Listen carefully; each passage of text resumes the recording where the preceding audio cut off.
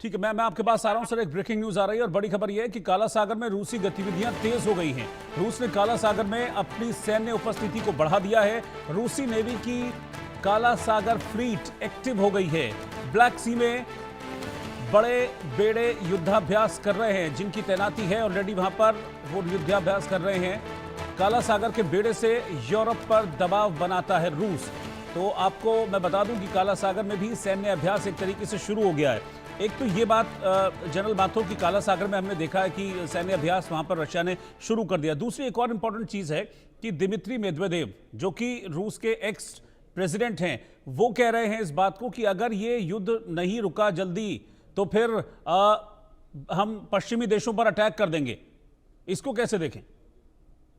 देखिए, मैं आपको एक बात बताऊं कि क्या हो रहा है कि ब्लैक सी का एक अपना महत्व है रशिया के लिए। हाँ। और ब्लैक सी फ्लीट जो है उनका, ये इसकी एक्चुअली थोड़ा सा हम इतिहास में थोड़ा सा जाएं कि जब 2014 में उन्होंने क्रिमिया पे हमला करके क्रिमिया को कब्जे में कर लिया था। वो क्रिमिया जो है वो ब्लैक सी को पूरी तरह से कंट्रोल करता है और सी ऑफ एजोव और ब्लैक सी के बीच में लोकेटेड है। अब जो रशिया का ब्लैक सी फ्लीट है वो बहुत इंपॉर्टेंट है।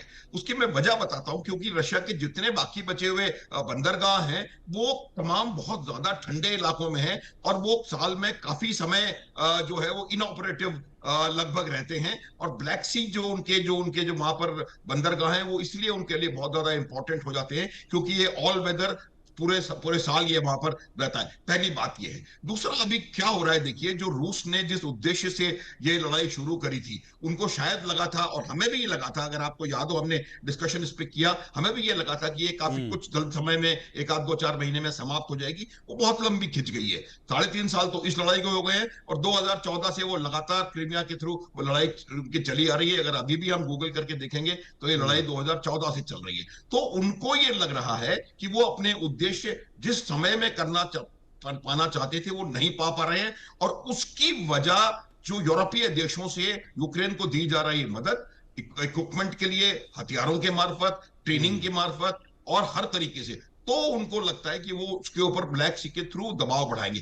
देखिए, दबाव कैसे बढ़ेगा? ब्लैक सी में यूरोप के बहुत सारे देश हैं जो कि अपने ट्रेड के लिए, अपने एक उसके व्यापार के लिए उसके ऊपर निर्भर करते हैं। और अगर उसको उन्होंने उसको दबाव करके और उसको पूरी तरह से कंट्रोल कर लिया, सी कंट्रोल उनको उन्होंने ले लिया, तो यूरोप के, यूक्रेन के अलावा यूरोप के कई देशों के व्यापार पे, उनके ट्रेड पे असर पड़ने वाला है, जिससे रशिया को लगता है कि वो उसके ऊपर दबाव बना सकते हैं। दूसरी चीज मैं आपको बताना चाहता हूं कि रूस का एक और उद्देश्य है। उन्होंने जो उद्देश्य बनाया, डॉनबास को उन्होंने कैप्चर कर लिया, उसके बाद उन्होंने नॉर्थ में और साउथ वेस्ट में उसको कैप्चर करने की कोशिश कर रहे हैं ताकि जो एरिया उनके पास है वो कंसोलिडेट हो जाए, पहली बात। और दूसरी बात, अगर वो ओडेसा पर हमला करके, जो कि ब्लैक सी के मार्फत ही करना पड़ेगा उनको, that is the way to attack Odesa, और ओडेसा पे हमला करके ओडेसा को वो कैप्चर कर लेते हैं, तो यूक्रेन जो है पूरी तरह से लैंड लॉक्ड कंट्री बन जाएगा। और उससे उनके ऊपर बहुत ज्यादा दबाव पड़ेगा, न केवल यूक्रेन पर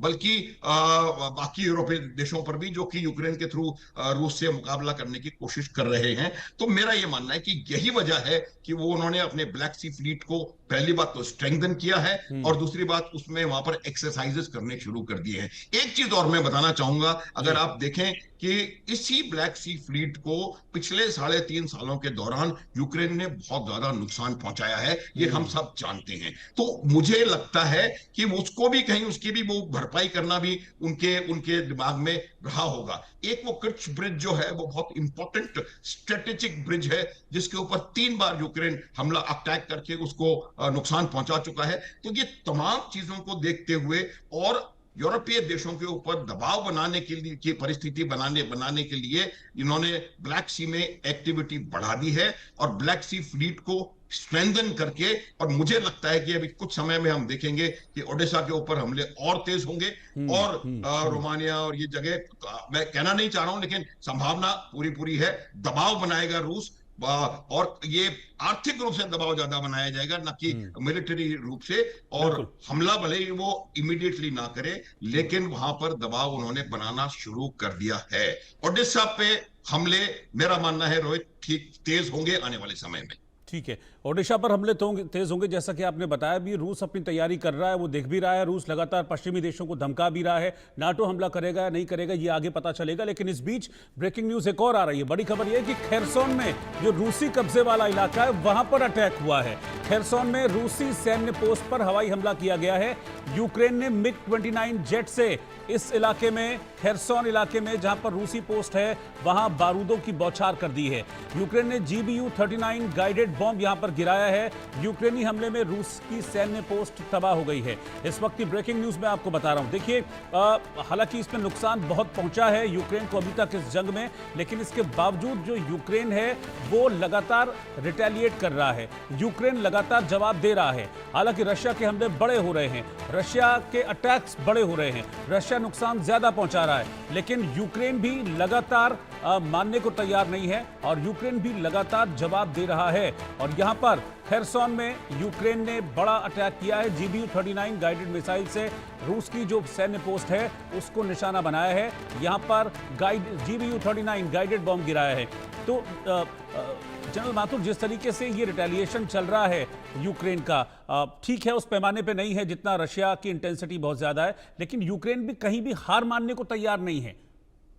बिल्कुल बिल्कुल यही बात है। देखिए, यूक्रेन कभी भी हार मानने को तैयार नहीं है। देखिए, क्या होता है कि जब आपके जो जो कॉन्फ्लिक्ट चल रहा है, उस कॉन्फ्लिक्ट में जो डिजायर्ड एंड स्टेट आपकी होती है, वो अगर बहुत ज्यादा एक्सट्रीम्स पर हैं दोनों की डिजायर्ड एंड स्टेट्स, तो वो उस आसानी से उसका कोई सोल्यूशन निकल पाना बड़ा मुश्किल होता है। अब ये हमले क्यों हो रहे हैं लगातार? वो इसीलिए हो रहे हैं कि रूस चाह रहा है कि जो उन्होंने एरिया कब्जा कर लिया है वो पूरे डॉनबास के इलाके पर पूरा कंट्रोल कर लें, पहली बात। और दूसरी बात, उसके मैंने थोड़ी देर पहले भी बताया, उसके उत्तर में और दक्षिण पश्चिम में और अपने को कंसोलिडेट करें। लेकिन हो किस रहा है कि दोनों के पास, ये बात हमको समझने की जरूरत है, दोनों के पास ग्राउंड फोर्सेस की बेइंतहा कमी है।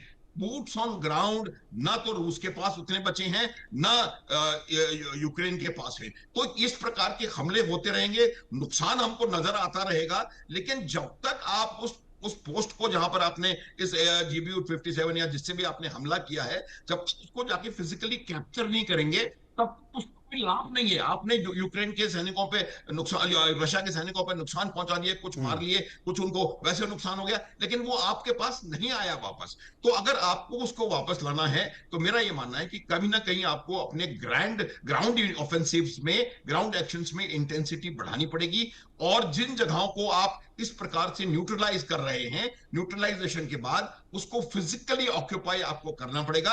अन्यथा इस न्यूट्रलाइजेशन का मेरे विचार से उतना ज्यादा इंपैक्ट नहीं है, क्योंकि अगर अभी भी वहां पर रूस के सैनिक हैं, भले ही 30-40 मर गए हों, कब्जे में उन्हीं के है। तो ये बात हमको समझने की जरूरत है। और मुझे लगता है कि बहुत जल्द आप रूस की तरफ से, ये मेरा अपना आकलन हो सकता है गलत हो, रूस की तरफ से ग्राउंड ऑफेंसिव में इंटेंसिटी बढ़ती हुई देखेंगे।